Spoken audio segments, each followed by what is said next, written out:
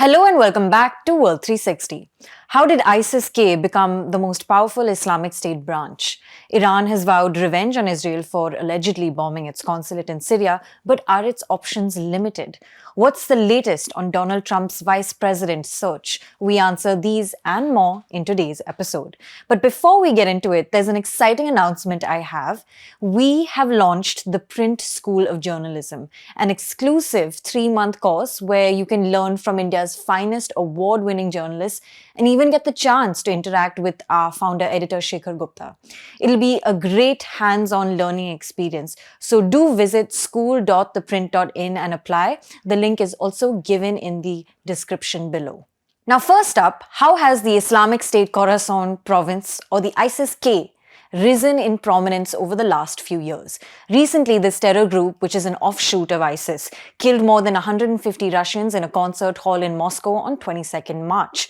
Current and former senior US officials have been quoted by media as saying that the terror group intends to replicate the attack in the United States but lacks the capability. Let's first look at the origins of the ISIS-K.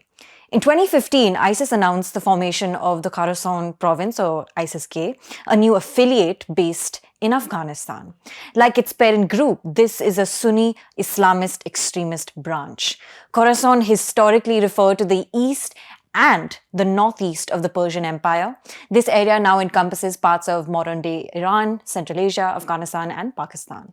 Initially, the ISIS-K was comprised of former members of the Pakistani Taliban or the TTP, the Afghan Taliban, and other militant groups in Afghanistan. In fact, in 2014, Pakistani National and TTP commander Hafiz Saeed Khan was chosen to spearhead the group in its initial days.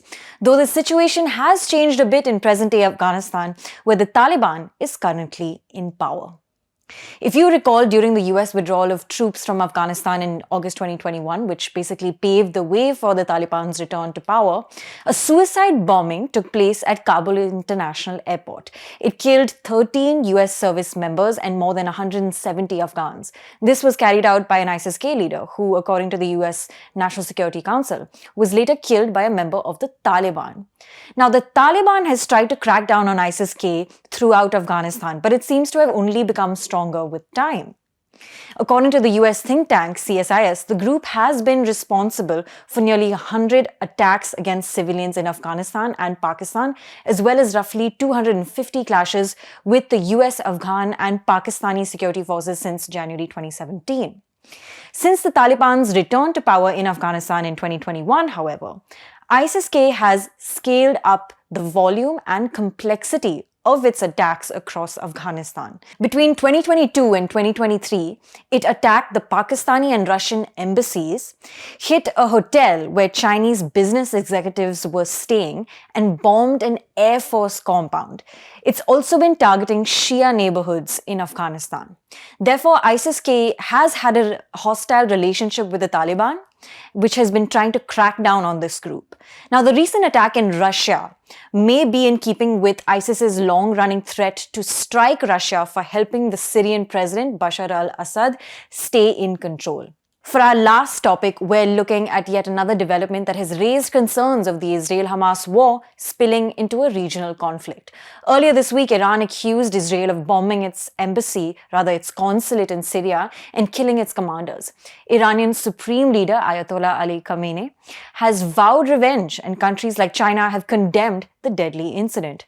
The attack, which took place on Monday evening, had destroyed the consular annex at the Iranian consulate in Damascus, killing 2 high-level members of Tehran's Islamic Revolutionary Guard Corps.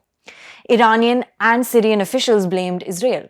Though Israel is yet to comment on the attack, an unnamed senior Israeli government official told Reuters that those hit on Monday had been behind many attacks on Israeli and American assets and had plans for additional attacks. Now, experts say the attack on the Iranian consulate in Syria is perhaps the biggest of its kind since the then US President Donald Trump ordered the assassination of a top Iranian commander, Qasem Soleimani, in 2020.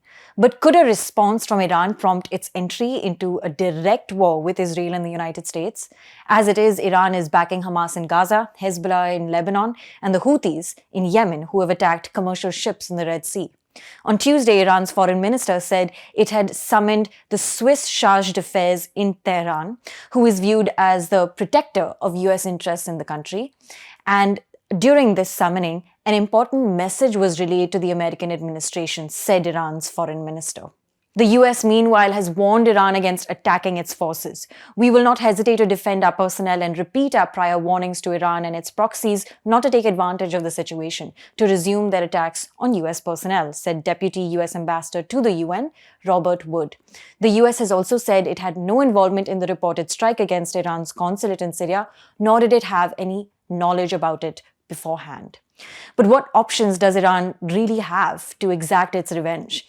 It can either attack Israeli assets abroad, accelerate its nuclear program, or mobilize proxies against Israel and the US, say in Iraq and Syria. But it's no doubt that Iran is facing a dilemma of wanting to respond while also trying to avoid an all-out war, one that it probably cannot even fund given its economy has crippled under Western sanctions for years. For our last topic, we're looking at what's the latest on Donald Trump's search for a partner on his ticket. In other words, a potential vice president. After the recently held Republican primaries, Trump has emerged as the Republican Party's nominated candidate for the upcoming presidential elections in the US, which is slated for November this year. Though Trump has said the VP pick doesn't matter so much, let's not forget how his previous vice president, Mike Pence, was pressured by Trump to overturn Joe Biden's election victory but refused. "Hang Mike Pence" was a common chant when rioters stormed the US Capitol on Jan 6, 2021.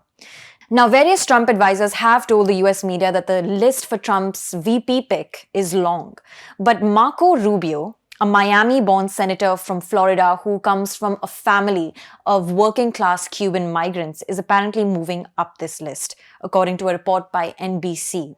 Apart from him, there's Republican Senator Tim Scott from South Carolina and potentially Indian origin politician Vivek Ramaswamy, who had stepped out of the Republican primary race earlier on.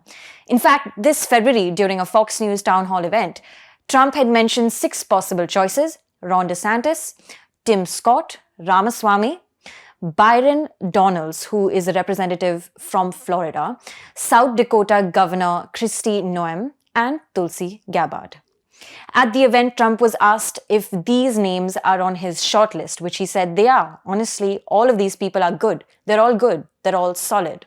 Since 1972, when the modern presidential primary era began in the US, every non-incumbent presidential candidate has waited at least until July or August to announce their running mate. So do stay tuned to The Print. We'll be tracking this for sure. Thank you so much for watching. This is Pia Krishnankutty for The Print.